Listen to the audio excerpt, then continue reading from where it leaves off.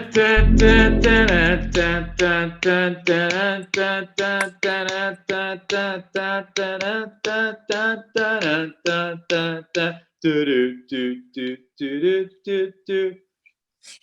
everybody. I'm Ryan Willis. And I'm putting them out, brother. And this is Big Mouth Willie Bass Podcast, episode number 26. Thank you again so much for joining us and tuning in. Matt, it's April Fool's Day, and for the first time in probably about 20 years, I did not try to prank anyone this year. Oh, that's good. That's good. We got enough stress in our life. We don't need any more pranks. I'm just not in the mood to try to ruin someone's day anymore.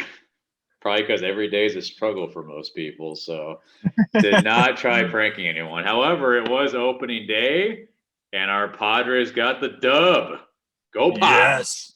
Hell yeah. 8 runs, but that pitching staff needs to do better. But hey, it's a win. Did not make it easy on themselves, but yes, they did pull through for an 8-7 victory over the Arizona D-backs. Them douchebags. The Arizona punching bags. So, good day. It was a good day today. I have to admit that today was a good day. And Matt, we finally did our first ever social media giveaway. I posted about it the day that I uploaded episode 25 last week. And it was just a big hit. It was such a big hit. We had 1 million people comment and participate in our giveaway. But ultimately, we could only choose 2 winners technically. So what we did is I made a post that said, hey, tag one person, and you and that person that you tagged will be entered for an opportunity to win a $10 gift card. You each won a $10 gift card. And the winners, Matt, were Zach Bazooka, boom, and Andrew Schmuck Abraham. So congratulations, guys, if you're watching this. Appreciate it. Thank you for participating. Yeah. And for all of you millions of others that did not win the gift card, better luck next time. But I'm just glad, Matt, that I finally fulfilled my promise. Yeah, we'll try it again in a few months. Maybe. I'm kind of over giveaways at the moment. But with that being said, still follow us on social media. Instagram at Big Mouth Willie Bass, at Big Mouth Willie Bass, and Twitter at Big Mouth Willie. I will do my best to provide some entertaining content on there. So, Matt, what we're going to be talking about tonight, we had no idea that we were even going to be talking about it last night even. Literally this morning, this news came out, and we were like, oh, we should talk about this tonight. But before we get to that, I wanted to tell everybody something that happened to me over the weekend at my job, my job. Oh, yeah. We got to hear about this. Probably the most random thing that has ever happened, at least at this current job. I mean, I don't know. I'd have to really think pretty good about what's the most random thing that's ever happened to me at any job. But this incident that happened over the weekend is definitely up there. So it was last Saturday, Matt. I get a call from one of the residents where I work. And he's just like, yeah, so I'm walking my dog in the neighborhood off this dirt road, and I see a bunch of fresh meat duct taped to trees. And there was like a 5-second pause on my end. I was just like, sir, can you please repeat that? Like, I just want to make sure I heard you correctly. Because I'm pretty sure you just said something about meat being duct taped to trees. And he's like, yeah, you heard me correctly, man. Yeah, I'm just walking my dog and there's just meat taped all everywhere. Like, it's just really weird, really strange. And I'm like, yeah, that is pretty strange. I really don't even know what to say back to this. This is like, what exactly do you want me to do about this? Yeah, what are you supposed to do about this? Yeah, so he obviously wanted patrol to go over and talk to him, which is exactly what happened. So I called the patrolman that was on duty at the time. And usually I would just tell him what the situation is over the radio. But for this one, I was like, hey, can you please just pull up to the gate so I can tell you about this in person? And he was just like, I guess. Like, is it urgent? And I was like, I mean, not super urgent, but it's just weird, and I would feel better telling you about it in person. So he pulls up and I tell him, and he's just like looking straight ahead. And he's just like, okay, like I don't really know what I'm supposed to do about that, but sure, like I guess I'll drive over there and talk to this guy and see for myself. So just so weird, man. I'll tell you, like every single week at this job, it's something different. It just never fails. Yeah. Well, I mean, we were actually talking with each other earlier in the day, but this job of yours, the vibes of it is kind of feels similar of another particular place, but Oh, Death Valley! I used to be happy. Then I had to work with Queer Mo and Queer Mo's friends. Oh, I did. I think we've been removed from that environment long enough where we can start dropping some hints. They need a DR after me coming through. Gosh, don't say that. Yeah, so anyway, that was pretty random. Felt like sharing that. So, Matt, what we're talking about tonight, the main topic of discussion.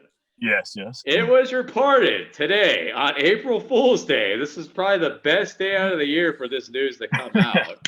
It was. Our old pal, Dean Spanos, the owner of the Los Angeles Chargers, formerly San Diego, our ex-favorite team, apparently they're having some financial trouble. The report came out today, essentially, that Dean's sister, Dee, which is spelled exactly the same way as Dean, without the N, of course. It's D-E-A. So I'm assuming her name is pronounced D. She is taking Dean and I think the younger Spanoses, Dean's sons, to court, and she's basically going to try to force her family, her brother and his kids, to sell the franchise because she said that Dino is in about, I think it was like 300 something million dollars in debt. And he's just digging a deeper and deeper hole that he's just not apparently going to be able to dig himself out of. And he is just refusing to acknowledge that there's an issue. In typical Dean Spanos fashion, Matt, somebody said that his response was just like, oh, he's just hoping for the best, and he's chosen to not address the issue or to find a solution. It's kind of like that. It's kind of like that meme with the dog with like all the flame around him saying everything's fine. This is fine. He's like sipping on his coffee or whatever. No, it's true. Like exactly like that, man. And I'm starting to call him Dean. What did I call him earlier, Matt? I'm already drawing a blank. Dean. Dean No Plan Spanos. That's it. Oh, there you go. Because that is Dean Spanos in a nutshell right there. Like he just never has any sort of plan. It's always, sunshine, rainbows, and unicorns. Like, oh, I'm just going to be completely oblivious to everything. And I'm just going to choose to ignore all the problems. And I'm telling you, he was never, ever supposed to be a businessman, especially in charge of an NFL franchise.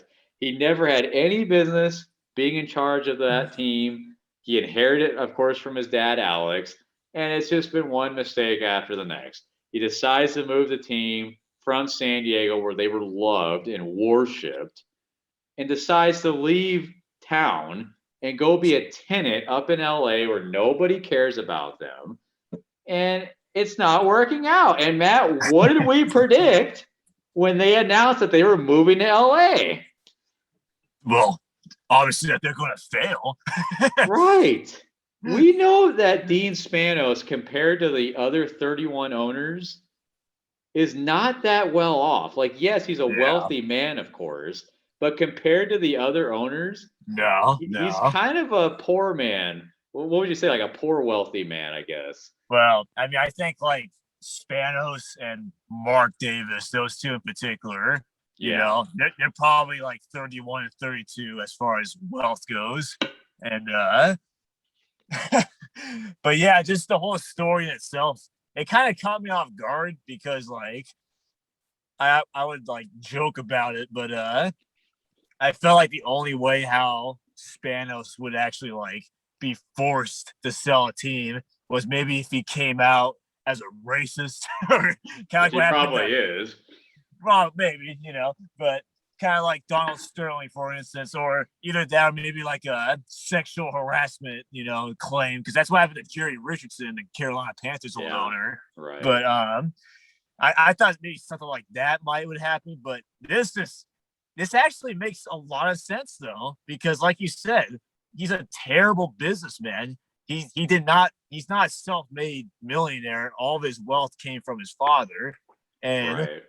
Alex Spanos, rest in peace. He passed away in 2018, and you can just tell that now with him passed away and him, the man fully in charge, he's sinking the ship super quickly, man. Like, yeah, he just refuses to acknowledge his own shortcomings.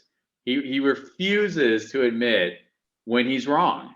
He's just completely ignorant, completely oblivious. And I applaud Dean Spanos for being like, look, enough is enough. This is just, the charade has got to stop, guys. We are in debt. We should not own this team anymore. This is just a huge, colossal failure. Yeah. Okay, we all thought going to LA was going to solve all of our problems and the value of the team was going to skyrocket. And it's been the complete opposite. And oh, by the way, 2020 probably didn't do them any favors either, because none of the opposing fans were able to come into their brand new stadium.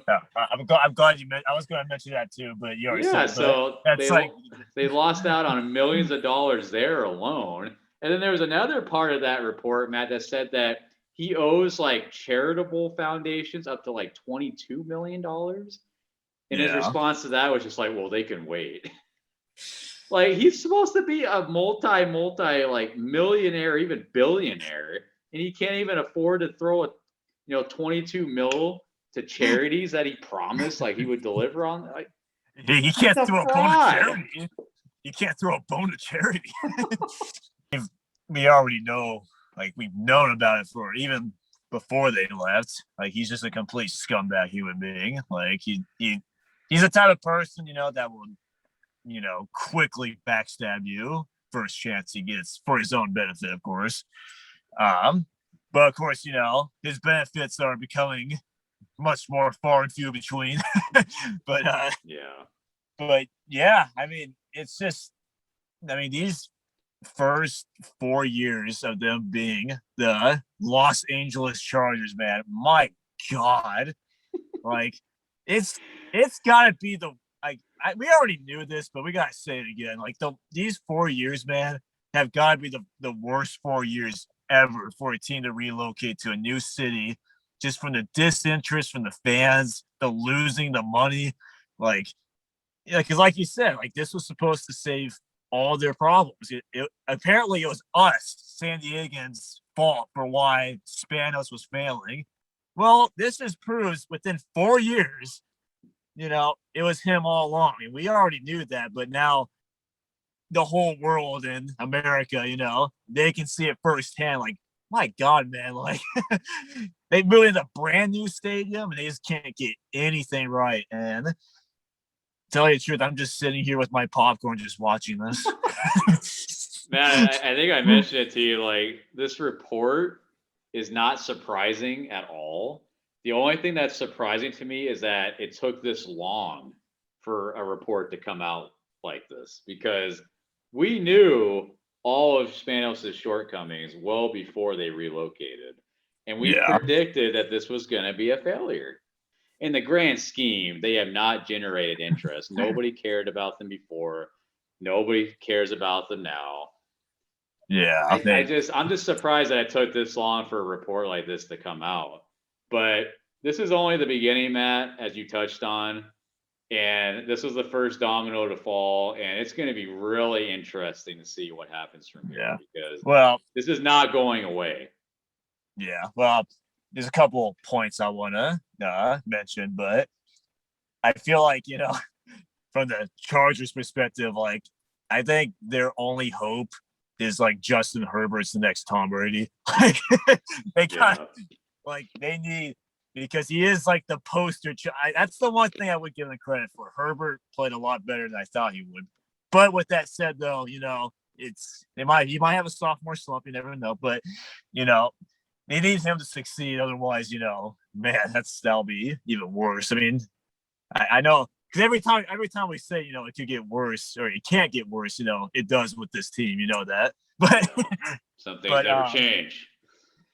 But yeah, and it's just going to be curious too, because if there is a scenario where they do in fact sell, which we pretty much think they are. I mean, especially with how much they're in debt, and plus it's in the LA court system now apparently, so it's a law matter. But the person that's going to be representing Dean Spanos is the same attorney that helped Steve Ballmer purchase the Clippers. Yeah. So this is not like your run-of-the-mill attorney here. Like this guy is going to definitely stick it to Dean, and Dean, has no backbone, no spine. He's probably just going to roll over and be like, "Fine, take me for what I'm worth," which ain't much apparently. Yeah. Well, that attorney or lawyer, he definitely sounds like he has a lot of credibility, and but I'm just really curious though to see if they do sell, which looks like they are, who the new owner is, and is this a person that could actually move the team back to San Diego? I know we were talking about this earlier too. It might be a wishful thinking. It probably won't happen. I'm not assuming it will, but I guess crazier things have happened before in life. It's just in theory, it would be nice if a new owner, because I want to make this clear. Even if Spanos is not the owner of the Chargers, I will never root for them in Los Angeles still. I want to make that clear. I may not hate them as much, but I still hope they lose every game. That's pretty much the only thing it would do for me. That's pretty much where I would be, I think. I definitely would stop hate watching them. It'd be more like, yeah, I prefer they lose, but I don't really care as much anymore, because if they were to somehow luck out and win a Super Bowl, at least it's not going to be Spanos being the one at the end of the day hoisting that Lombardi trophy. So the hatred of the Chargers would definitely, be minimal. I still wouldn't want to see them succeed. And I guess also to hammering home with Spanos, I want to bring up, it's not entirely relevant to this whole topic, but I guess it is because it's a Spanos run football team. I actually took the time to do the research, and as you know, right, the Chargers' last season in San Diego was in 2016. Yep. As of right now, in April 1st, 2021, there is only 2 former San Diego Chargers that are still on the roster. That just shows how much turnover, how rapidly this organization just goes through people, man. They're not willing to give up contracts to their star players. I mean, we mentioned this before in other podcasts, but it just shows maybe this all coming together now. This is why Spanos is so cheap. He literally can't afford it. Well, I mean, I will say this: they have locked up some of their players in recent years, like Bosa. I know they gave him a big contract, but he's a guy that can't ever seem to stay healthy. So you kind of question if they're handing out the money to the right people. And that's the other part of the problem, is they will always seem to make the wrong decision when it comes to free agents and re-signing people. So, yeah, I mean, that's a whole nother discussion, Matt. But I'm thinking just more from the business sense. You brought up what would happen if inevitably it's looking like they are probably going to have to sell the team. Who buys them? Is it a guy from San Diego, perhaps, that's like, well, of course I'm going to bring them back home? Yeah. I feel like now would be the time that whoever that would be needs to strike, because they are currently building the new stadium for the Aztecs, San Diego Stadium, as we speak, right next to the demolished Qualcomm. It's all gone. It's all gone now, which is still very depressing. I have a tear rolling down my eye right now. But this would be the time, because I know they've been saying that they're building the stadium with it in the back of their mind, I guess, that they can expand and add more seats for an NFL team. But I feel like you would want to do that right now before they even technically build it, because they're laying down the foundation to the place right now. But now let me ask you this: if And look, I just want to make it clear. I still think it's very far fetched that the Chargers are ever going to come back. I think they did. It did go up in percentage. I think they went from Yeah. maybe less than 1% chance of them moving back to maybe around 5 now with this news that broke today. So there is a little bit of hope. But would you become a Charger fan again if the Spanos sell and the new owner brings them back home? Yes, I would. I think I would. I think, like I said, like even if they stay in LA, which I am assuming they will, at least until 2038, since that's how long their lease is. But I would hate them less. But like if they actually an owner came in and was just like, hey, we're moving this entire operation back down south where they should be, and I mean, I'm San Diego first. Like I am a Lakers fan, but like I'm San Diego first. That's why I'm a diehard Padres fan still after all these years of losing. But I think I would have to be. I would have. It would be. I would be so happy for San Diego and San Diegans to have our team back, and I would have to. I think like. Yeah, I think I would eventually embrace them again. I don't think it would be like just like that. Okay, I'm a fan again. I think it would take some time for me to kind of readjust and just. It wouldn't be an overnight thing for me where it's like, oh, they're back. Well, I'm a fan again. I love the Chargers. I think it would take me a little while to kind of warm up to them again. But yeah, ultimately I do believe that I would support them again. I don't know if I would ever be as diehard of a fan as I was before, which is probably a good thing. It'd be good for my health to not care as much as I used to because I think I took several Yeah. years off of my life caring way too much about that damn team when they were here. But yeah, True. eventually I think I would forgive and kind of forget. And plus, obviously, with the Spanos is out of the picture, like that makes all the difference right there. But I mean, I am a Colts fan now, Matt. So I'm not just going to immediately abandon them and be like, oh, forget them. Like, no, I would probably still be a Colts fan. But yeah, I think eventually warm up to the Chargers being back. I don't know Well, if I would go to any games in the foreseeable future, but I would certainly support them to an extent. I feel like if if their first game back, in a beautiful new stadium, of course, you see, all the Charger fans there rallying the crew, and seeing the SD, on the score thing, that all the TV networks have. I would take pride in that again, just seeing, oh man, like we actually, we got them back. Like we took down the devil himself in Spanos. Yeah, I mean that would be pretty incredible to witness that their first game back here. I couldn't even really fathom at what that would be like, but yeah, I mean, look, man, honestly, I don't want to think about that scenario too much because I do think Yeah. ultimately that's more of a pipe dream. I really don't see them moving back here to San Diego. You did mention that their lease runs out in 2038 at their new stadium in LA. I honestly don't even know if that means a whole lot. I mean, this is the NFL we're talking about. They literally make up the rules as they go along. So I think if they really truly wanted the Chargers to go back to San Diego, that they would probably just be like, "Oh, it's fine. Like you can just pay us a little bit each year to make up for it or whatever." Right? I don't think that would stand in their way, honestly, as some people may suggest. I think it's just going to come down to a San Diego citizen that has a lot of money that's going to be like, yeah, I'm going to not only buy them and bring them back, but I'm going to add to the stadium that they're building right now currently and make it even nicer. Like it's going to take a lot of planning, a lot of foresight, and I personally don't see it happening. But I guess we can dream a little bit. But either way, just to wrap this whole thing up, I know it's messed up to say, somebody's suffering or being dragged through the mud, but I'm sorry, man. Like the Spanoses deserve it. They had Yeah. this coming. It's karma. They had this coming. Yeah. I agree 100%. And it's gonna be curious because like I don't know if you saw it or not, but I guess like Dean Spanos came out with a statement saying like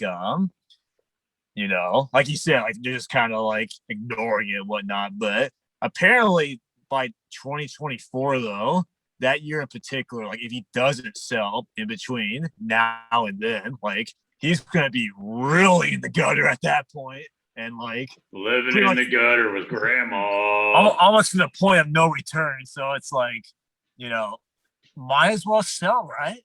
Don't be a jackass.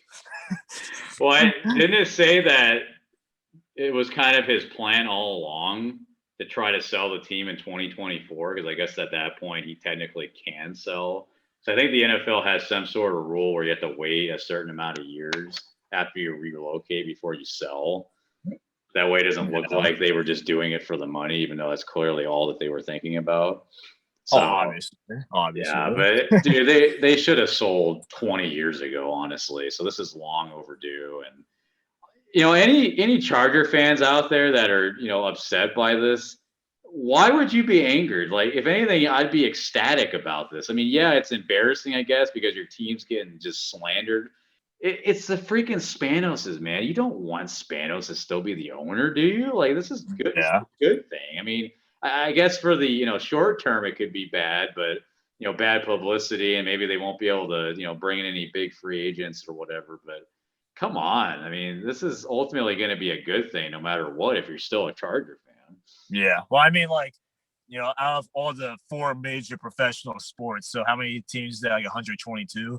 Like, I would probably rank Spanos at what, 119, 120. Like, so I mean, yeah, him getting the boot, yes, that is a good thing. But obviously, as San Diegans, we just hope it comes full circle.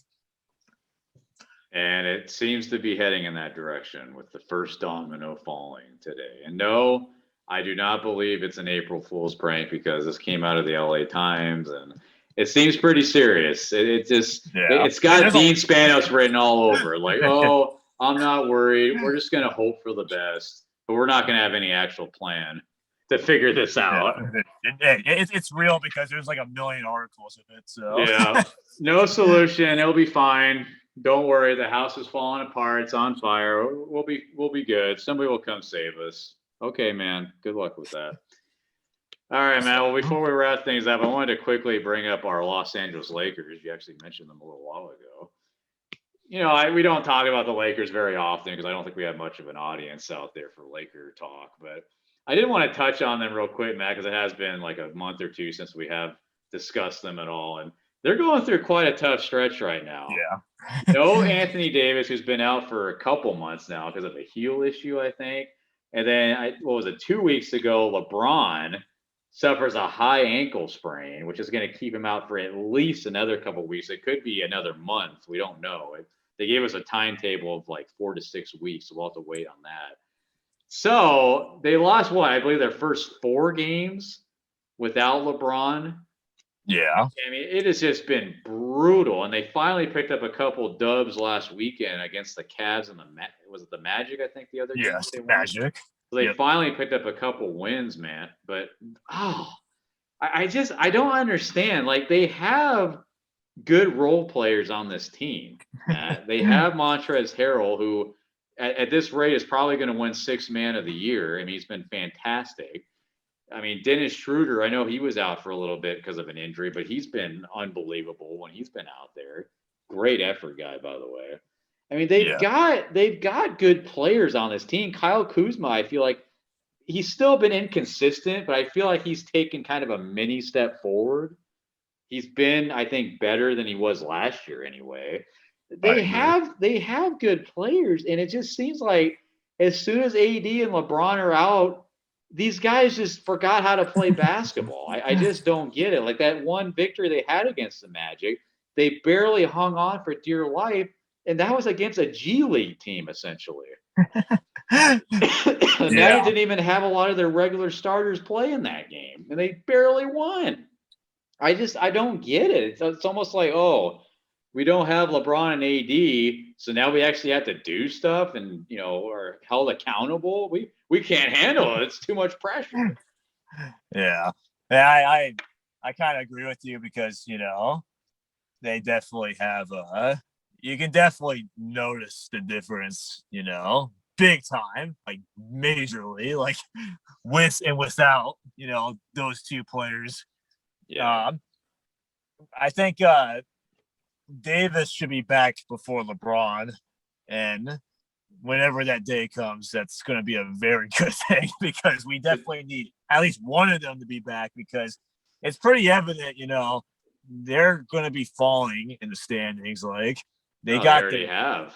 yeah, they already have, but the Nuggets and the Blazers are both 5 and 6. So maybe within the next couple of days, even they might be sitting at that 6 seed when not too long ago they were the 2nd seed. So I guess seeding isn't the most important thing for the Lakers anyway, just because, as long as they get LeBron and Anthony Davis back, that's all that matters the most. Yeah. But at the same time, too, though, you have to keep in mind if they do keep falling like this, their first round opponent's not going to be no slouch, man. I mean, they might be going up against the Clippers round one.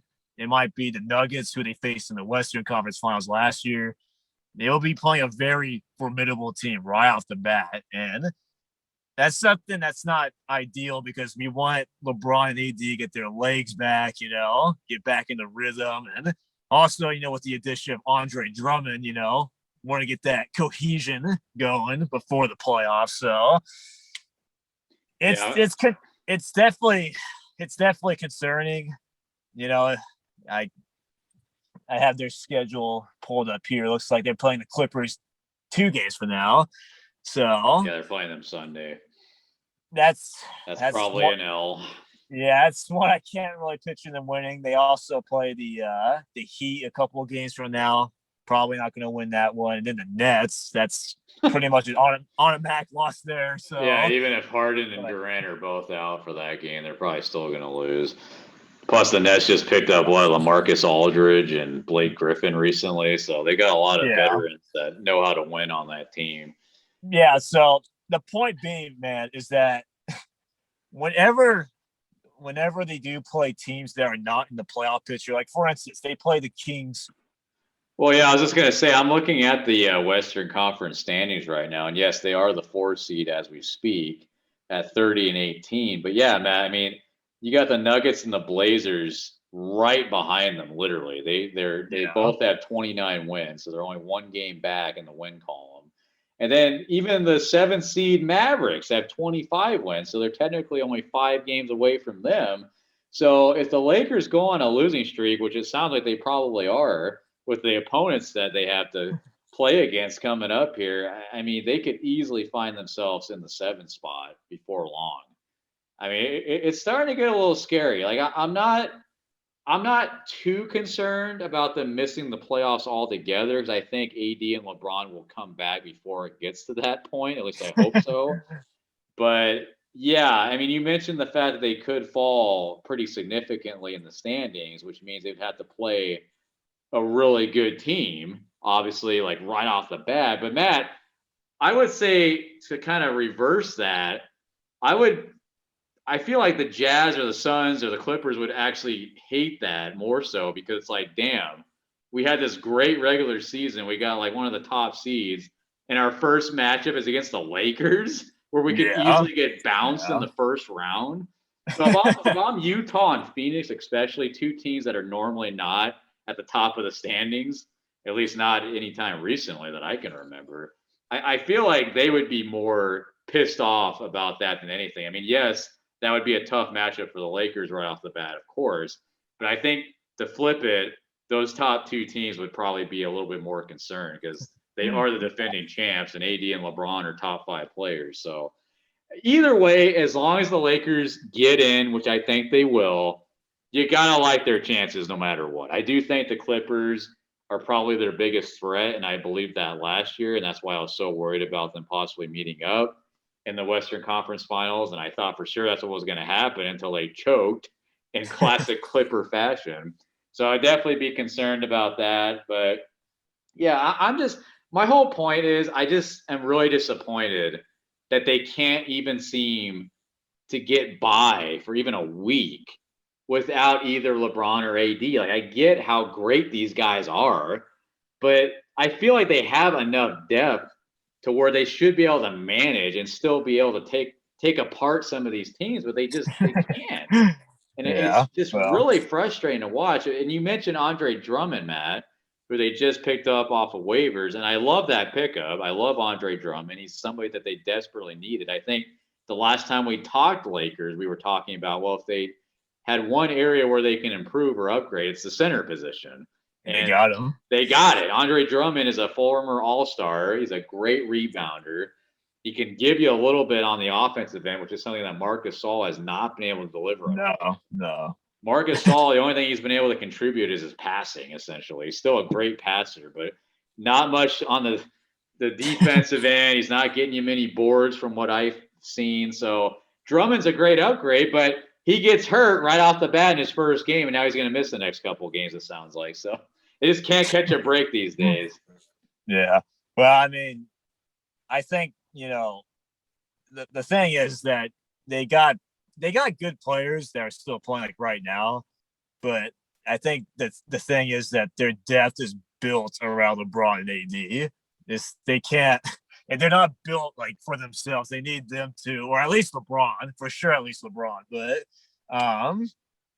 yeah, it's definitely, what's been transpiring is not ideal. But I guess one positive as well, trying to make light of this situation. Please. You would hope with this is obviously hopeful thinking, but with LeBron and AD coming back, hopefully their legs would be more fresher going into the playoffs, because they were very evident, or they were very loud talking about how quick the turnaround was from the finals to the start of the season. I think it was only 71 days. Like, it was an absurd number. It was about 2 months. They've been playing nonstop, and LeBron's injury, of course, is more of a freak accident thing, but nonetheless, still, like, it might be a blessing in disguise, because maybe come May they might be a lot more fresher. Their legs might be a little bit more like, giddy up and go, man. Well, and I think we talked about it the last time, but what the heck? I just got a reminder on my phone that I'm supposed to meet with a professor right now. I think I typed in PM when it was supposed to be AM, because I met with that professor this morning. I was like, wait, who am I supposed to be meeting with right now? It's a late meeting. Oh my gosh. That has totally derailed my train of thought. I was going to say, I think we mentioned it the last time we talked Lakers. I wanted Frank Vogel, their head coach, to take it easy with the playing time with LeBron and AD anyway. I wanted him to limit their minutes, and if there were certain games when they were playing a bottom of the barrel team, just sit them completely, or at least sit one of them.